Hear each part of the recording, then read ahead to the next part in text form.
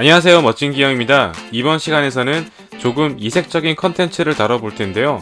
바로 레고 제품 속에 숨겨진 영화의 비하인드 스토리입니다. 기존의 영화에서도 레고 제품이 등장했으며 항상 영화의 시나리오를 토대로 구성되는 만큼 어벤져스와 레고는 빼놓을 수 없는 관계라고 볼 수 있는데요.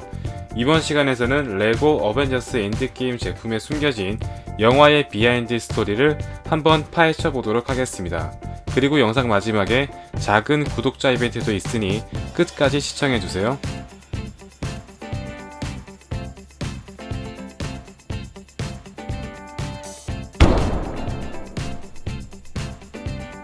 영화 속 양자 슈트들 역시 이번 피규어에서 구현되었습니다. 시간 여행을 하는 인물들은 모두 흰색 슈트를 입고 있는 것을 볼 수 있는데요. 3인치 밖에 안되는 작은 피규어지만 영화 속 슈트의 디자인을 충실히 반영한 것을 알 수 있습니다.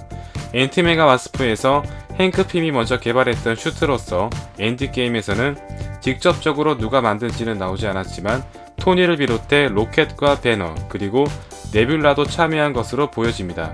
특히 이번 제품에서는 캡틴 아메리카의 헤드 부품이 별도로 제작되었으며 앤트맨의 헬멧이 기존의 것과 다른 디자인으로 구성되어 있기 때문에 컬렉션을 위한 분들이라면 절대 놓칠 수 없는 부분이겠죠.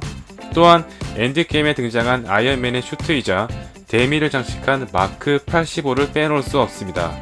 영화에서는 뉴욕 시간대로 돌아가 상대방을 정찰하기 위해 그리고 마지막 타노스와의 대전에서 토르의 번개 공격을 받아 강력한 전류를 방출했습니다. 코믹스의 디자인을 적극 살린 모습이 이번 피규어에도 반영되어 있으며 이렇게 헬멧을 열면 허드가 표현된 토니의 얼굴도 볼 수 있습니다. 타노스의 피규어는 영화에 등장한 것처럼 갑옷을 입은 모습을 볼 수 있으며 건틀렛은 2개의 스톤밖에 남아있지 않은 걸 볼 수 있는데요. 아마도 마지막 장면에서 토니가 스톤을 빼앗아간 것을 표현한 것으로 예상됩니다.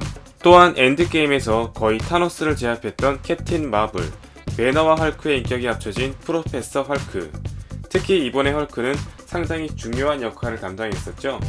그리고 마이크로 사이즈 앤트맨까지 엔드게임에서 활약했던 히어로들을 모두 만날 수 있습니다. 어벤져스 기지는 이번 영화에서 상당히 중요한 역할을 담당했습니다. 거의 대부분의 시간을 기지에서 보냈다고 해도 과언이 아니며 시간 여행을 할 수 있는 주요 무대로 자리 잡았습니다.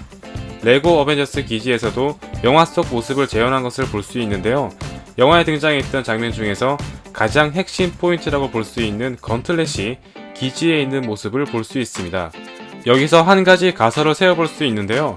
타노스의 잘린 팔에 장착되어 있는 건틀렛을 연구한 흔적으로 추측해 볼 수 있습니다.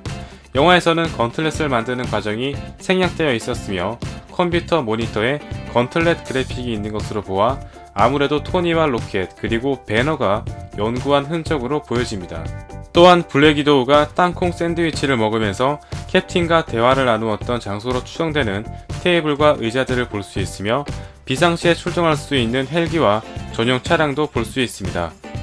또한 필요할 때 사용할 수 있는 공구들도 마련되어 있습니다. 아무래도 시간여행 장치를 만들 때 로켓이 사용하던 공구라고 볼 수 있겠죠. 여러모로 10년 동안 이어져 왔던 어벤져스 시리즈의 마지막을 장식했던 굉장히 상징적인 건물이자 모든 사태를 되돌릴 수 있었던 주요 무대로 자리 잡게 되었다고 볼 수 있습니다. 영화 개봉 전에는 아이언맨 3의 시간대가 나오지 않을까 예상했지만 이 제품은 다른 의미로 출시되었다고 볼 수 있습니다. 지난 10년간 MCU를 이끌어왔던 아이언맨을 위한 제품이라고 볼 수 있는데요. 아이언맨의 상징과도 같은 아머름을 표현한 것을 알 수 있습니다. 아이언맨 최초의 탄생을 알린 마크 1, 최초로 휴대 가능한 장비였던 마크 5, 팔다리가 분리되었던 마크 41, 그리고 인피니티 워에 마크 50이 포함되어 있습니다. 특히 아이언맨의 여러 자질구레한 뒤처리를 맡아서 해주는 더미도 볼 수 있는데요. 아이언맨 1에서는 토니가 위급할 때 구형 아크 리액터를 건네주면서 토니의 목숨을 가까스로 구조하게 됩니다.